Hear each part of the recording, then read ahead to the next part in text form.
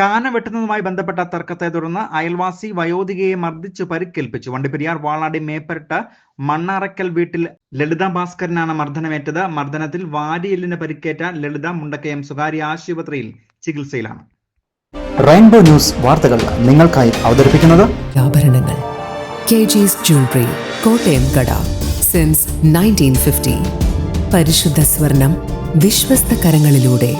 ആ ഷോപ്സ് കട്ടപ്പന, ചെറുതോണി, അടിമാലി, നെടുങ്കണ്ടം, രാജാക്ക.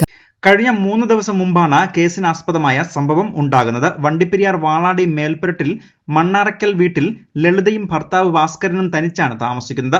ഇവരുടെ വീട്ടിലേക്ക് പോകുന്ന വഴിയിലുള്ള കാനയുമായി ബന്ധപ്പെട്ട റോഡിന് താഴ്വശത്ത് താമസിക്കുന്ന ആളുകളുമായി നിരന്തരം തർക്കം ഉണ്ടാകാറുണ്ട്.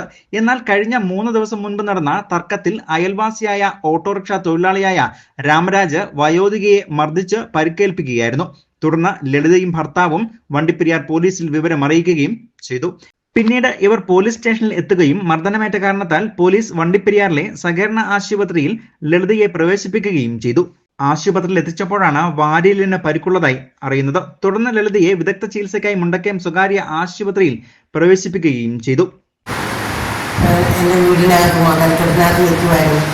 എൻ്റെ മതൽക്കെട്ടിനകത്ത് എടുത്ത് എന്നെ വലിച്ച് താഴെ ഇട്ട് എന്നെ ചവിട്ടി തേച്ച് അച്ഛനും അമ്മയും മക്കളെല്ലാം ചേർന്ന് എന്നെ ചവിട്ടി തേച്ച് അവസാനമാക്കി. എൻ്റെ കൈയുടെ തോട് വരക്കാൻ പാടില്ല, എൻ്റെ വലത്തെ കാലടക്കാൻ പാടില്ല, എൻ്റെ നെഞ്ചും അടിവേറും ഒക്കെ വേദന മൊത്തത്തിൽ എന്നെ ചവിട്ടി ചമ്മന്തിയാക്കി.